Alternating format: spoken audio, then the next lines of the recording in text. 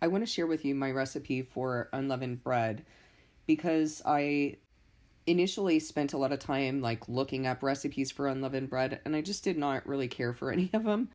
I personally, as I mentioned to you in a previous video, I personally prefer to have bread that has leavening in it, that has this fermentation or that you're fermenting with sourdough yeast. But obviously we're not doing that. This is the bread of affliction. This is the unleavened bread. And so it was difficult for me to kind of find a recipe that I really liked. And there are other recipes that you can use in which you're using, some people might say, okay, well, I'll make naan and I'll make it with yogurt. Well, I don't do that. I want to tell you that I do not do that. I clear out all of the yogurt, all of the yeast that's in the house. Even though yogurt is not a yeast, it's still a leavening agent, and we're supposed to be eating unleavened bread. Technically, we don't have to clear out the yogurt from our fridge, but I wouldn't use it in a bread because it would leaven the bread. So I'm going to share with you first the rationale for the ingredients that I use or don't use based on what I feel from God and feel from His Word. So I don't use yogurt. I clear out my sourdough starter and any sourdough discard that I have in the refrigerator, so that's gonna go. So in the next couple days, I would use the rest of whatever sourdough starter I have in the fridge to make a loaf of bread, because I'm preparing to enter into Passover and preparing to be done with that yeast prior to entering into Passover. The whole house has to be cleared of yeast. Not as a checklist. This is a behavior that we're walking through in order to understand the cleansing of our own house of yeast, our cleansing of sin. And so, is it more important for you to be entering into Passover by cleansing yourself? Or is it more important for you to check a box and just get rid of all the yeast packets or sourdough starter in your house? Obviously, you need to obey the former without neglecting the latter. So no yeast whatsoever, and I do not use leavening agents. It doesn't mean I'm going to throw out the baking powder and the yogurt and things like that, but I'm not going to use them in the bread because this is unleavened bread. I'm not going to use eggs because eggs are also provide leavening. And so the basic ingredients that are shared with us in the Word when God is talking about making bread are olive oil, flour, and salt. I tried using just those 3 ingredients. It's not good. Don't do it. This was very early on when I first started observing Passover.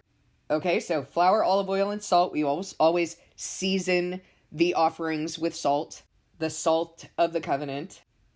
So we're going to use those 3 ingredients, and I'm going to share with you, basically, it's a tortilla recipe, but I've also used it to make flatbread. So we're just going to add a little bit of water.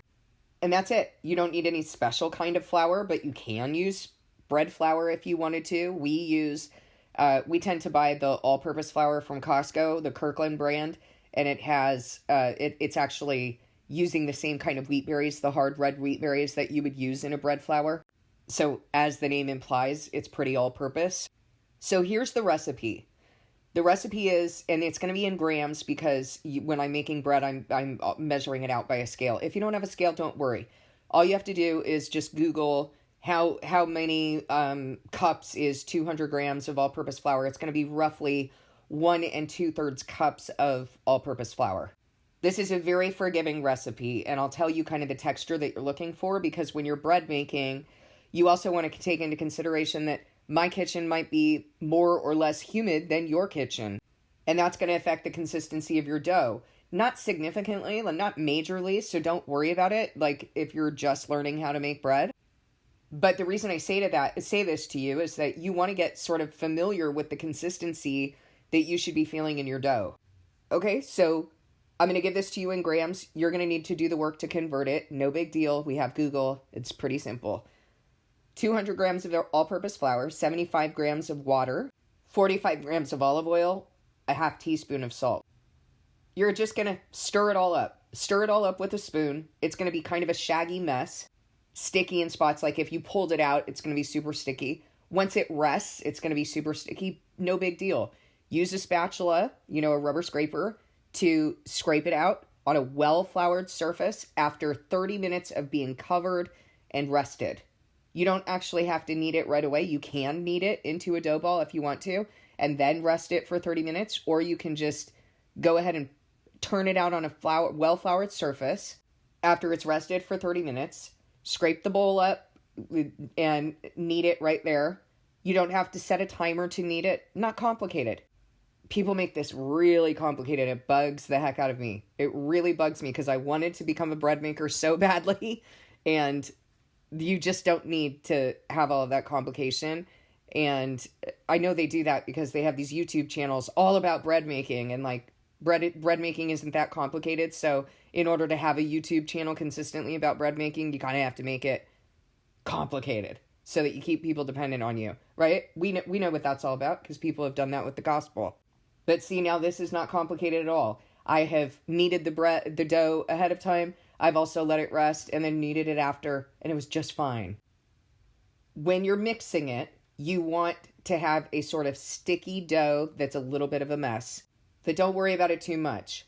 You've let it rest. Now you're turning it out onto a well-floured surface. You're going to divide up the dough. Now, I want to keep my bread moist. I don't want it to dry out in the air. So I take half of the dough, half of that dough ball, cut it in half, put half of it back into the bowl and cover it up so that it doesn't dry out. And then I just, maybe roll out into golf ball sizes, and you just take your hand, put your hand over each piece and just kind of roll it on the table, get a little bit of resistance from the table. Doesn't have to be a perfect circle. If you want perfect, go to the store and buy something that's made in a factory. Homemade is not perfect. Once I've rolled all of those out or divided them up and I can roll them as I go, not a big deal. Once I've rolled them all out to about a golf ball size, and maybe even smaller, you could even do a little bit smaller than that, on my well-floured surface, flatten it out with my hand, turn it over again, flatten it out with my hand, and I kind of just lightly dust off the excess flour. Then I'm going to roll it out into a thin circle or whatever shape you come up with. I make tortillas that look like all kinds of different shapes. No big deal. If you want tortillas, roll them out paper thin. If you want flatbread, roll it out thin, but not paper thin. And then you're just going to heat up a skillet.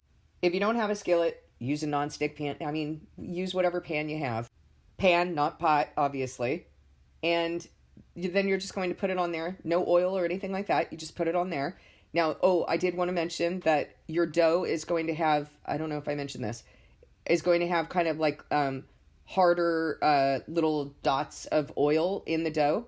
That's good. That's just going to contribute to the moisture of your overall product. Throw it on the pan. Bubbles are going to form in about 30 seconds to a minute. Medium to medium low heat. If you find that it's cooking too fast or it's drying out, turn down the heat. You're going to flip it over and then leave it there for about 30 seconds and then flip it over again. And usually there will be some sort of a puff, but sometimes there's not a puff. What I mean is like, one big bubble. And that just helps to cook inside of the tortilla. And you'll pat down the bubble. I would use a spatula. I don't use a spatula. I am old school and I do it with my hands and I just do it quickly. But if this is a new thing to you, you don't want to steam burn. They hurt. So just push the bubble down with a spatula. And that's it. Put it into a container, preferably a glass container, not a plastic one, because it's going to be hot and you don't want that plastic getting into your food. And cover it up so that it doesn't dry out. Super duper easy.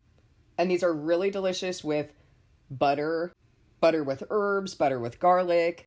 They're really yummy. My daughter is more of like a leavened bread person. She likes, the sourdough loaf. But my grandson and my son, I keep these on hand all the time. These are always made. And they heat up really nicely. So don't be worried when you take them out if they're if it seems like they're a little bit, oh no, they're a little hard. No, when you heat it up over the flame or on a skillet, they're going to be just as pillowy and soft and delicious. So that's it. Another thing that I had considered, although I think that this is more in line, what I'm talking with you about is more in line with what I believe God initially what the Israelites would have initially been eating is dough made with salt, flour, oil, and water. And when he says bread, I think of something that's a little bit thicker than a tortilla. So like flatbread. I would suspect that he's not that big of a stickler about this, but that the thing that is most important is that we're running our heart to what we're feeling from him, and this is what I feel from him.